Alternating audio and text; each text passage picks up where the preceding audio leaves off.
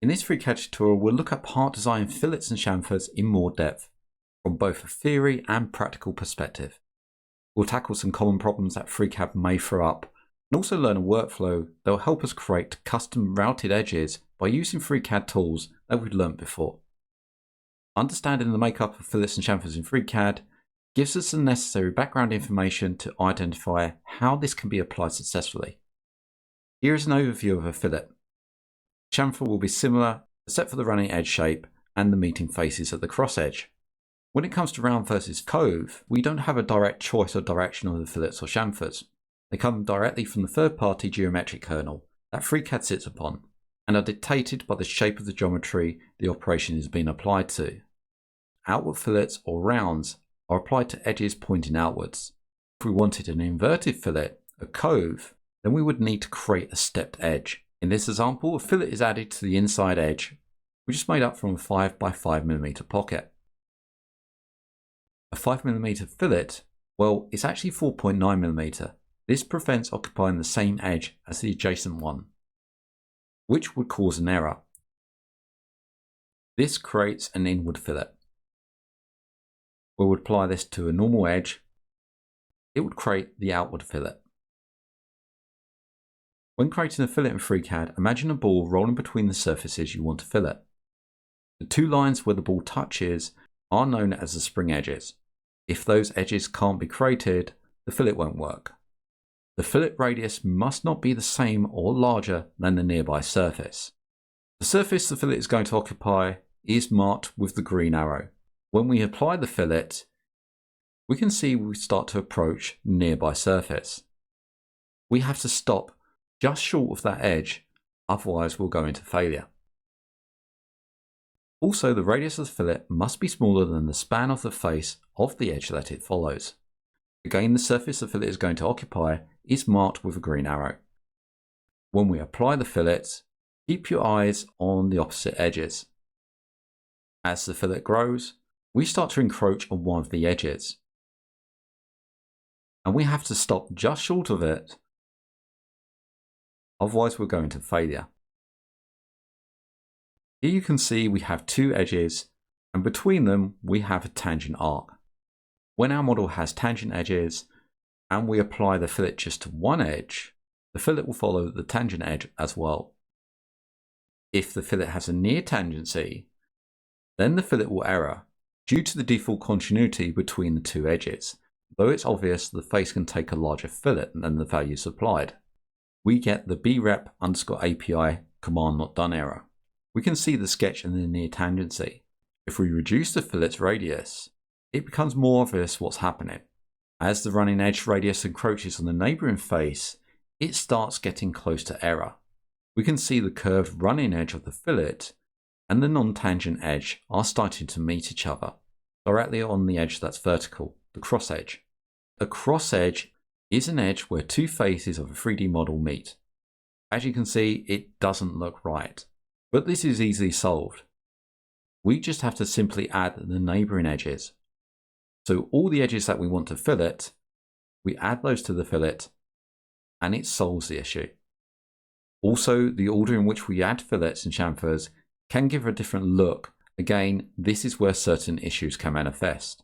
Let's take a simple padded rectangle and select the following edges and apply a fillet. We can see the corner cross edges have been created cleanly. But if we fillet just two edges, apply the fillet, and then later decide to fillet the other edge with a second fillet operation, rather than doing all three at once, we get the same error again. When we drop the fillet radius down to a low value, we see what's starting to happen. The fillet is being applied to the selected edge, and also the edge of the fillet beyond the cross edge. FreeCAD is applying its usual rules and following the tangent edges, which have been created from the previous fillet operation. Trying to force the fillet with fractions of values results in topology that's not visually correct. Adding all three at once solves the issue. This is why it's common practice to leave filleting to last. Once we have defined all our geometry, then we can fillet multiple finishing edges at once.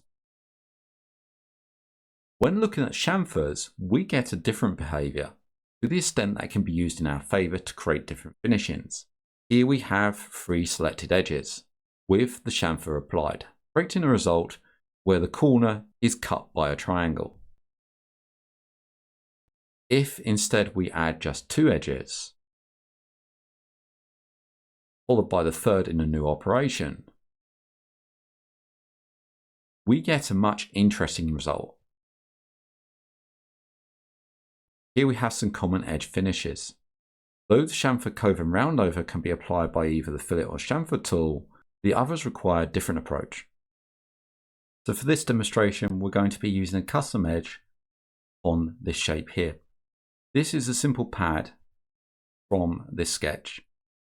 The reason why I've chosen this shape is because it's a good demonstration of some of the problems that you'll encounter when using the pipe operation along the path of custom edges and how to solve those. So we'll tackle the dado first. I'm going to come around to this face, select it and create a sketch upon it. We're following this edge around here. And for the dado, it's a simple square that can be added. I'm not going to add any constraints. I'm just going to add this quickly for demonstration.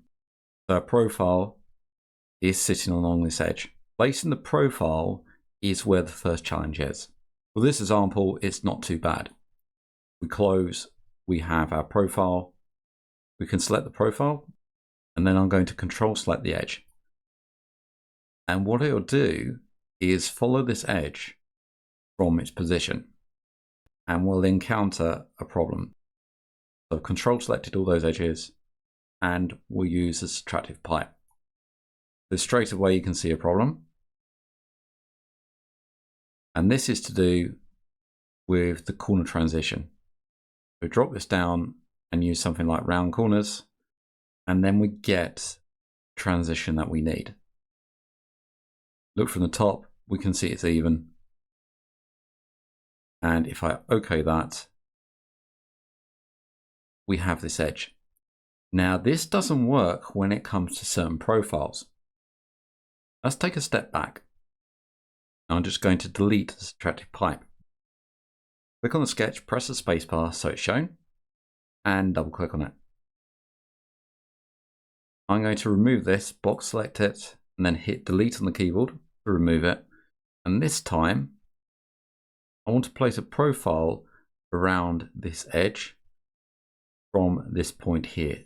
So that's import geometry, this vertex, and we'll create a simple fillet. So we'll add a circle in here. We would just use a fillet with this one, but this gives us some customization. I can offset the center of the fillet from this point, making one side shorter than the other, etc. So basically we're doing the same thing, but watch what happens this time. Take the sketch, add first selection, and I'm going to control select all the edges. Again, working my way around. In the sequence of the edges, I want the pipe to be applied to. Then I'm going to use the pipe operation.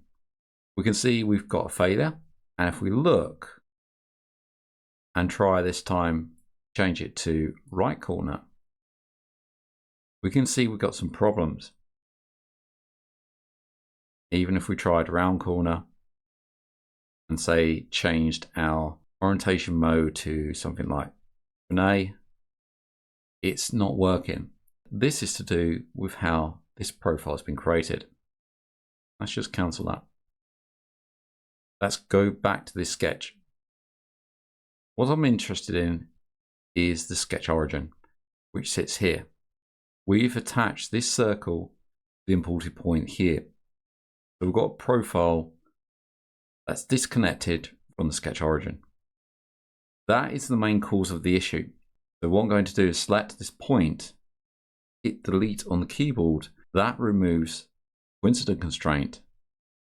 Now I'm going to take this point and the center point, select those two, make the profile coincident to the sketch origin. That's closed now. The trouble is we can't add the pipe from here. We need to take the sketch and then use the map mode. At the moment it's flat face. We need to change this. Click on the field, select the button on the end, and our first option here, plane. We'll click on that button so it's saying selecting, and I'm going to select the edge that we want to follow. So I'm going to select this curve here. Don't worry about the orientation at the moment. We need the second button, so it's saying selecting, and next I'll select this vertex. Now we change the attachment mode normal to edge. So we've got profile on this edge now, attached to this edge. Let's OK that. Remember, we've selected this edge and this vertex. So now when we take the sketch, we have to start with the edge that we selected. So first selection will be this edge, and then we can follow the edges as normal, holding down Control and selecting the ones that we want to follow. Once we're done, use the Subtractive Pipe.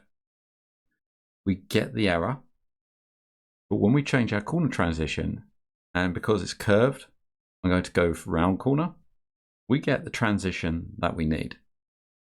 You can see we have Subtractive Pipe following along the edge. Now, one thing to look out for is where the edge transition is. If you see the red surface of the Subtractive Pipe intersect each other, then it's going to create a Boolean failure. Here we can see we're okay. Yeah, okay. And we've created the fillet. That concludes this lesson. We've had an overview of the fillet and chamfer, and also how to create custom edges using the Subtractive Pipe tool. Hope you enjoyed that video, and I hope to see you in the next one. If you like what you see and you want to donate to the channel, then you can do so via Ko-Fi or Ko-Fi at ko-fi.com/MANG0, or via PayPal at paypal.com/PayPalMe/DarrenBEstone. I also run a Patreon where you can get early access and additional content, and that's at patreon.com/MangoJellySolutions. Links can be found in the channel header, on the About page, or in the descriptions of these videos. I thank everybody that's donated so far. It really helps to keep the lights on so I can produce more content and also expand the channel. Thank you for liking, commenting and subscribing to these videos, and I hope to see you again in the next one.